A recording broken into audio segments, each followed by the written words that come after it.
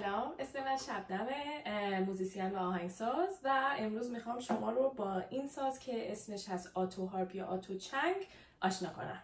من خودم این ساز رو از ویدیوی یه بازیگری که زمانی فالو میکردم تو اینستاگرام پیدا کردم و اون موقع خیلی ازش خوشم اومد، خیلی یه چیز جالبی بود برام و کلا یادم رفت بعدش که اصلا اینو دیدم و جدیدن که حالا بشه مثلا چند سال بعد از اون اتفاق دوباره یادم افتاد و تصمیم گرفتم که یاد بگیرم، برای اینکه هم به نظرم خیلی باحال بود و هم دوست داشتم دوباره چالش یادگیری ساز رو انجام بدم و برم یه ساز جدید یاد بگیرم. خب حالا این ساز کلا چه جوریه، چه شکلیه، شکل و شمایلش رو ببینیم. اول خیلی اگه بهش نگاه کنیم این قسمت رو در نظر نگیریم، خیلی شبیه ساز قانونه، از یه طرفی یه ذره شبیه سنتوره و کلا ساز از خانواده یه سری سازهایی هست که بهش میگن زیتر و این سازها کلا سازهایی مثل سنتور و قانون و اینجور چیزا رو شامل میشن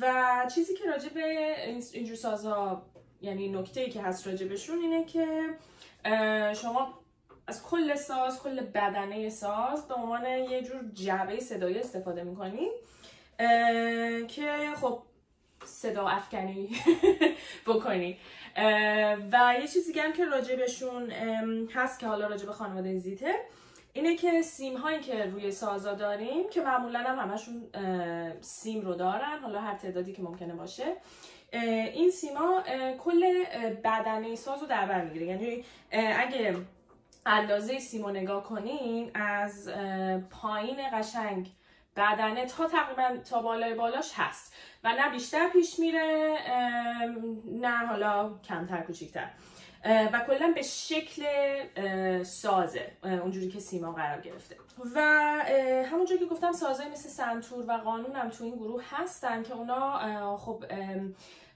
حالا سنتور خودش جزو سازهای دولسیمر هم قرار میگیره که در واقع سازهایی که شما با یه همون مثلا یه چیزی مثل چکشی که حالا مثلا تقریبا سنتور داره روی این سیما میزنی و صدا در میاد و سازهای مثلا اصطلاحاً زهی کوبه‌ای و این خانواده دولسیمر هم تقریبا زیر خانواده زیتر قرار میگیره که خیلی سازهای مختلفی توش هست و واقعا انواعش به چندین خیلی سالهای پیش برمیگرده. خیلی سازهای مثلا خانواده قدیمی هستش.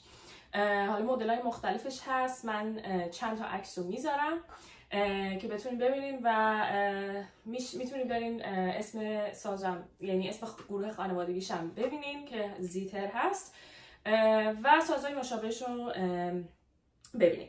حالا این ساز چرا تکه و جالبه و اصلا توجه منو جلب کرد؟ اولا اینکه خب شما تیکه سیما رو که داریم، این تیکه همچین مسئله نیست. من یه ذره جلوتر هم بگیرمش.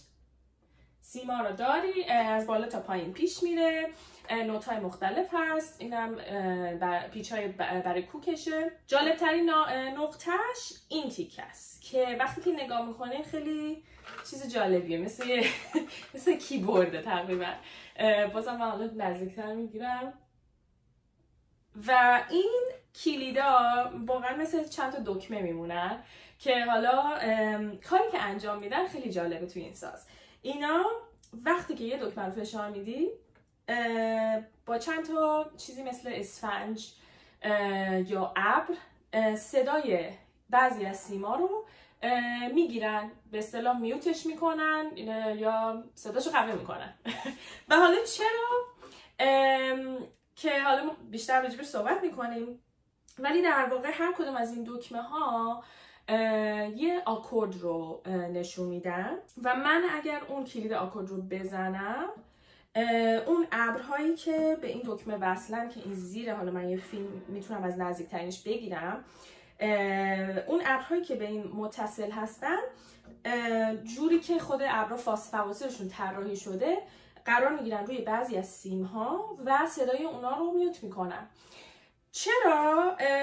برای اینکه وقتی که بخوای آکوردا رو بزنی دیگه لازم نیست فکر کنی که کدوم نوتو داری میزنی یا کدوم دستت داره کجا میره. در واقع خیلی خیالت راحته که وقتی که مثلا آکورد بگیم سول ماژور رو گرفتی دکمه‌شو، نوتای دیگه که توی آکورد نیستن صداشون دیگه در نمیاد و شما میتونی همینجوری بزنی و آکورد درست رو بگیری در واقع. حالا یه ذره من بگم راجع به این آکوردا.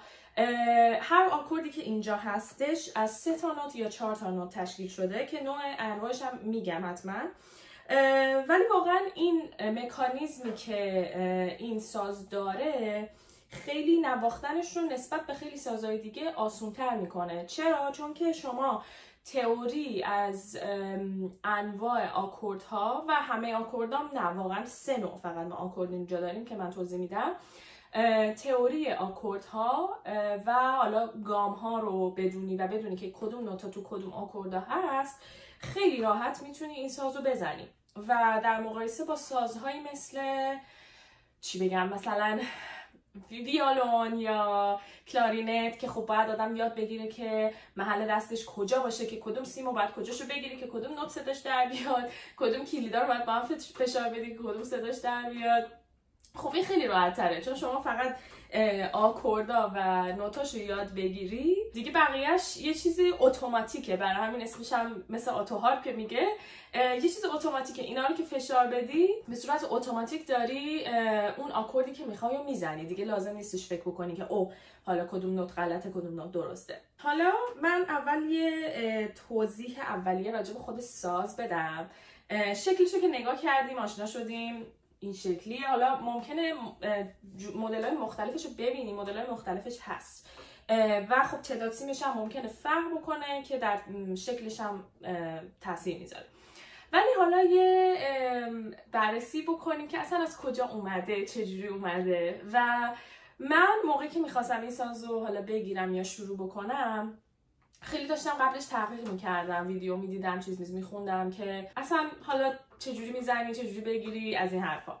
و یه چیزی که دیدم که برای من جالب بود که اصلا باعث شد این ویدیو رو درست کنم این بود که خب هیچ ویدیویی به زبان فارسی راجبش نیست. تا حدی هم منطقیه برای اینکه این ساز از نظر اینکه چه موسیقی بیشتر ازش استفاده میکنه یا میکرده و اینکه حالا کجای دنیا بوده زیاد سفر نکرده به یه سری مناطق دیگه. مثلا خیلی سازیه که واقعا بگم غربیه، اونم از نظر واقعا محلش میگم، مثلا بیشتر اروپا، آمریکا. برای همین دیدم که خیلی جالب میشه که من اینو بتونم توضیح بدم، هم برای کسایی که خب مثلا مشتاقن که یاد بگیرن، سازهای جدید رو ببینن، و همین که چون من خودم تازه دارم شروع میکنم یاد گرفتنشو، گفتم خیلی جالبه که اصلا با هم پیش بریم و ببینیم که چجوریه. و این منم یه ذره بهم انگیزه میده که تمرین کنم و درست یاد بگیرم.